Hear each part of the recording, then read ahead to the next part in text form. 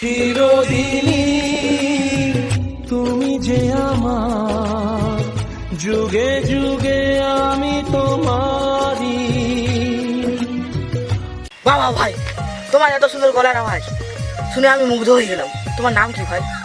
সঙ্গীত লগ্নে জন্ম আমার, নাম আমার বাদশা। ভাই, তোমার গলার আওয়াজ শুনে আমি মুগ্ধ হয়ে গেলাম। আমার জন্য প্লিজ একটা গান করে দাও।